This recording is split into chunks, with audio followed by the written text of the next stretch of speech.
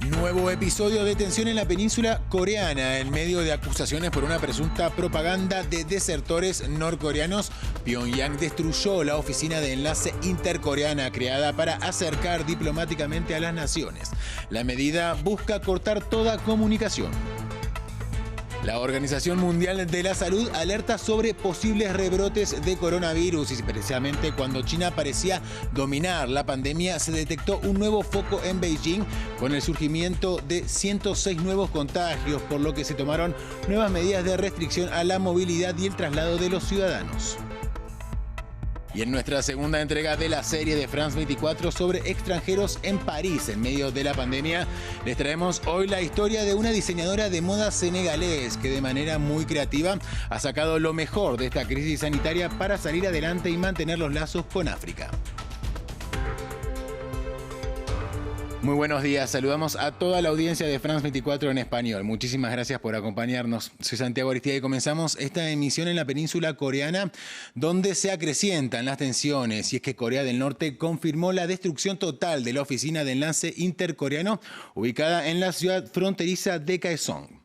La medida tendría por objetivo interrumpir todas las líneas de comunicación entre los países en medio de renovadas tensiones, luego de que Pyongyang amenazara con tomar medidas contra grupos desertores norcoreanos acusados de presuntamente haber llevado a cabo una campaña de propaganda, enviando folletos desde el sur hasta el norte. Recordemos que Pyongyang ya había amenazado con destruir esta oficina, habilitada en el año 2018 como parte del acercamiento diplomático entre las naciones. Y previamente dialogamos desde Seúl, la capital surcoreana, con nuestro corresponsal Andrés Sánchez y esto nos decía. Corea del Norte, como has dicho, ha destruido la oficina de enlace intercoreana. Se trata de un edificio muy simbólico, inaugurado en 2018, que tenía como objetivo el que funcionarios de las dos Coreas trabajaran juntos como punto de enlace, y el edificio se consideraba en sí un importante logro diplomático. En realidad, el régimen llevaba ya días amenazando con destruir este edificio en respuesta al envío de globos con propaganda contraria al régimen desde el sur de la frontera. El envío de estos globos lo realizan en grupos de activistas de derechos humanos que en su mayoría son desertores de Corea del Norte. ¿Qué ha dicho Seúl cuando ha conocido la noticia? Pues ha lamentado profundamente esta acción, pero también ha querido enviar un mensaje de fuerza. Ha dicho que a partir de ahora todo lo que puede pasar sería responsabilidad de Pyongyang, y ha advertido también de que si el norte va a seguir dando pasos en esta dirección, no le va a quedar más remedio que responder de manera contundente. Y mientras varios países relajan sus medidas de confinamiento, la Organización Mundial de la Salud advirtió sobre los posibles rebrotes de coronavirus. Y en China, precisamente cuando el país parecía haber dominado la pandemia, se detectó un nuevo foco en un mercado de Beijing que ya causó 106 nuevos contagios desde el pasado jueves y provocó que más de 20 áreas de la capital estén selladas para evitar, por supuesto, que el virus se vuelva a propagar. Y además las autoridades volvieron a imponer restricciones de movilidad entre ciudades para que este rebrote no pase a otras localidades. Decenas de miles de personas que estuvieron potencialmente en este mercado alimentario ahora se someten al test de COVID-19. Parece un déjà vu en este país que vio nacer la pandemia en un mercado de la ciudad de Wuhan. Cuando China decía haber controlado la epidemia, se detectó un nuevo foco. Incluso en los países que demostraron su capacidad de suprimir la transmisión, es importante estar atentos a un posible rebrote. La última semana, China detectó un nuevo grupo de casos en Beijing después de 50 días sin ningún caso en la ciudad. Más de 100 contagios ya se han confirmado.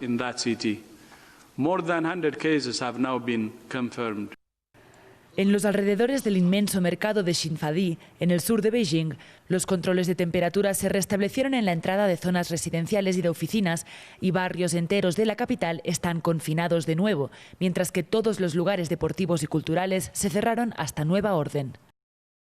Desde el anuncio de estos nuevos casos, los habitantes temen una segunda ola. Tenemos miedo de que el virus se expanda, porque viene un mercado muy grande. Los portadores potenciales han ido a muchos lugares, aún tengo miedo. Claro que estoy inquieta, tomo el bus, ni siquiera tengo ganas de ir al trabajo ahora. Claro que tengo miedo.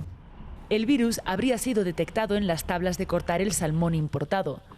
Como resultado, China endureció sus controles sobre las carnes y los alimentos marítimos, y los artículos de salmón fueron retirados de varios locales y restaurantes de la capital. Vamos ahora a América Latina, en particular a Bolivia, que tiene más de 18.400 casos confirmados de COVID-19 y más de 600 muertes. Y si las cifras no parecen demasiado alarmantes, es en parte porque se trata de uno de los países que menos pruebas estaría realizando. Tanto los testimonios de los trabajadores de la salud como los videos publicados por ciudadanos dan muestra de una difícil realidad en los centros hospitalarios de Santa Cruz, una de las ciudades más afectadas del país. En mi casa somos hartos, somos 3 integrantes, hay una embarazada, hay hartos niños, mi madre que tiene diabetes, está con los síntomas del COVID. Por favor, Angélica Sosa, ayúdenos, por favor. No sabemos qué hacer, llamamos a todos los números y no nos dan respuestas. Es el llamado de auxilio de Mauricio Inca Rodríguez, un boliviano que perdió a su padre por el COVID-19, a la alcaldesa de Santa Cruz. Denuncias ciudadanas de pacientes sin recibir atención frente a los centros médicos dan muestra de un sistema sanitario al borde del colapso. Las enfermeras, por su parte, denuncian una falta de equipos de protección. Da impotencia ver esto, es fácil decir, tienen que atender perfecto, nosotros no nos vamos a negar, como les he dicho, pero que nos den medidas de bioseguridad, eso es lo que pedimos. ¿Sabe cuántos cascos de estos nos dieron? Por servicio, dos tenemos. ¿Y sabes cuántos somos por turno? 4. La difícil situación de Santa Cruz es reconocida por las autoridades. A la fecha no hemos recibido un solo ítem, ni un solo contrato nuevo de parte del Ministerio de Salud para nuestros hospitales y centros de salud habilitados para la atención de pacientes con COVID-19. Y esa responsabilidad constitucional la hemos tenido que asumir a pesar de nuestras limitaciones financieras. La presidenta boliviana Yanine Áñez dijo que el gobierno estaba haciendo todo lo posible para enfrentar la pandemia y pidió la colaboración de la población. Y en América Latina y el Caribe, gran parte de los países se encuentran en sus fases de picos de contagios. Brasil se acerca a los 900.000 casos y es el segundo país con más contagios y muertes del mundo, seguido por Perú, que alcanzó los 232.000 pacientes contagiados, mientras que Chile es otra de las naciones más afectadas de la región, con casi 180.000 casos, mientras que Colombia supera los 50.000. Y desde la Comisión Económica para América Latina y el Caribe aseguran que la recesión económica en la región será la peor del último siglo. Y ahora vamos a ampliar esta información con Claudio Castillo, académico de salud pública de la Universidad de Santiago de Chile. Claudio, muy buenos días. Cuéntenos cuál es la situación del sistema sanitario chileno. Buenos días, Santiago. La situación es dramática. La última semana hemos tenido un incremento diario promedio de casi 6.000 casos y de estos el exministro había señalado que las estadísticas oficiales apuntaban a que un 13% requería hospitalización.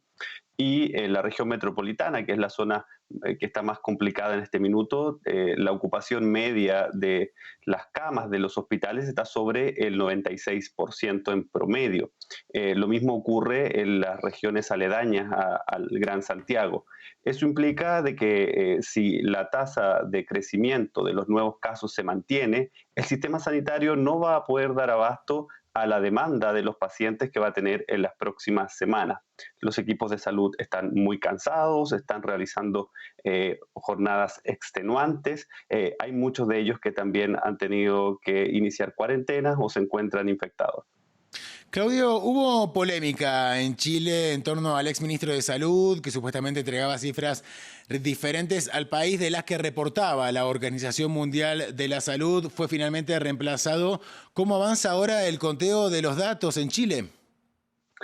Bueno, el Ministerio de Salud reporta los datos de personas fallecidas que tienen confirmación de PCR y además los casos probables, que es una información que la Organización Mundial de la Salud requiere pero no publica.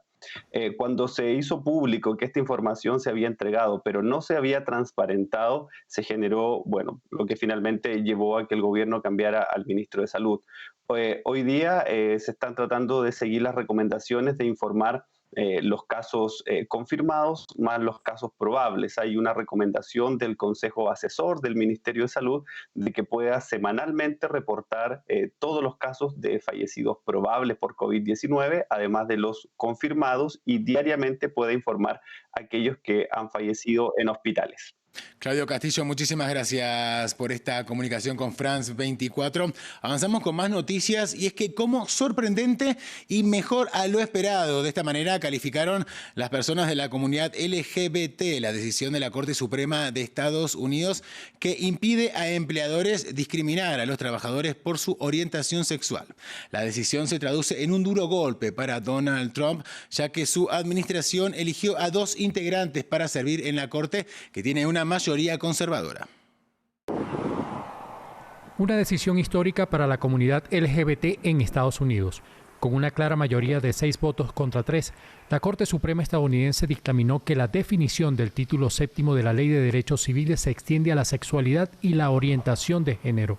Esta legislación, que data de 1964, prohíbe la discriminación basada en el sexo de los empleados. Si bien varios estados ya cuentan con leyes que protegen a personas lesbianas, homosexuales y transgénero, la decisión es aclamada como un hito para más de 8 millones de trabajadores en todo el país. Estaba claro, ese era el punto, que los estadounidenses LGBTQ merecen ser tratados en su lugar de trabajo igual que todos los demás. El trabajador se sentirá como un nuevo día, sentirán como si fuesen capaces de llevar esa parte de su vida al trabajo. La decisión fue una sorpresa, dada la mayoría conservadora en el máximo tribunal y porque el magistrado Neil Gorsuch, nominado para su cargo por Donald Trump, sumó su voto al de los jueces de corte liberal. El presidente aceptó el fallo. Han decidido y viviremos con esa decisión. De eso se trata. Viviremos con la decisión de la Corte Suprema. Muy poderosa decisión en realidad. Para Gerald Bostock, quien fue despedido de su trabajo, las palabras no pueden describir su alegría. Es difícil creer que hace 7 años, después de tomar la decisión de unirme a una liga gay de softball, iba a ser despedido injustamente. No hice nada malo y ahora tengo la validación de la Corte Suprema de Estados Unidos. La decisión es considerada como la mayor victoria para la comunidad LGBT desde la legalización del matrimonio entre personas del mismo sexo en 2015. Y les traemos un segundo capítulo de nuestra serie sobre extranjeros en París en medio de la pandemia, y la protagonista de hoy es una mujer que supo sacar lo mejor de esta situación y que durante el confinamiento continuó tejiendo los lazos entre África y Francia. Sesión de fotos en esta tienda conceptual. Todos los objetos y prendas en venta vienen de África. Adama París es su importadora y dueña del local, una figura clave de Senegal, su tierra natal, más allá de la moda. Esta famosa diseñadora y empresaria ha vestido a artistas como Rosie de Palma y Beyoncé. En medio de la pandemia ideó maneras de mantener su actividad a flote. Impulsó un poco la creatividad porque imaginé este concepto de desfiles en el confinamiento.